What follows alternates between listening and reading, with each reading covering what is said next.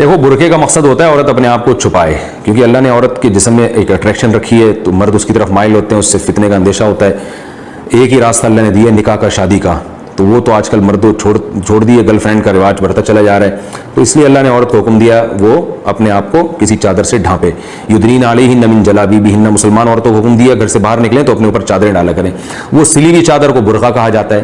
اب چادر اتنی اٹریکشن ہو، اس میں اتنی چمک پٹیاں لگی ہوئی ہوں کہ وہ چادر ہی کی طرف لوگ مائل ہونا شروع ہو جائیں، تو یہ پردے کا جو مقصد تھا وہ تو حاصل نہ ہوا. ہم یہ نہیں کہہ رہے کہ کوئی میلی چادریں پہن لیں یا ایسی گندی سڑی ہوئی چادریں پہنے کہ مرد اس سے بدبو آنا شروع ہو جائے، ہم یہ نہیں کہہ رہے، لیکن اتنی اٹریکشن چادریں پہننا یا ایسے اٹریکٹیو برقعے پہننا کہ وہ اس برقعے ہی کی طرف لوگ مائل ہونا شروع ہو جائیں، یہ بہرحال اس کے مزاج کے خلاف ہے.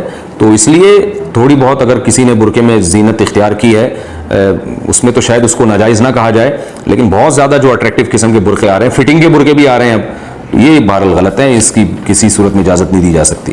دیکھیں عورت کے لیے لباس میں 3 شرطوں کا ہونا ضروری ہے. نمبر 1 لباس نے پورے جسم کو، بلکہ 4 شرطیں. نمبر 1 لباس نے پورے جسم کو ڈھانپا ہوا ہو. نمبر 2 لباس اتنا چست نہ ہو کہ جسم کے اعضاء کا ابھار بالکل واضح نظر آتا ہو. نمبر 3 لباس اتنا باریک نہ ہو کہ اس سے اسکن یعنی کھال نظر آتی ہو. نمبر 4 ایسا لباس نہ ہو جس میں مردوں کی مشابہت ہو.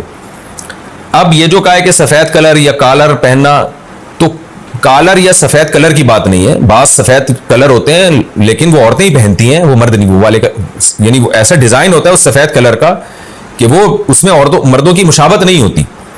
اب کوئی خاتون سفید کلر کی، اگر ایک مثال دے رہا ہوں، ساڑی پہن لیں تو مردوں سے مشابہت تھوڑی ہے، کیونکہ مرد سفید کلر پہنتے ہیں مگر ساڑیاں تو نہیں پہنتے نا. ویسے تو آج کل یہ جب سے ہومو سیکسولیٹی رائج ہو رہی ہے، کچھ بغیرت قسم کے مرد ہیں جو ساڑیاں پہن کے اور چوڑیاں پہن کے بھی گھوم رہے ہیں، تو بغیرتوں کے علاوہ کی بات کر رہا ہوں میں.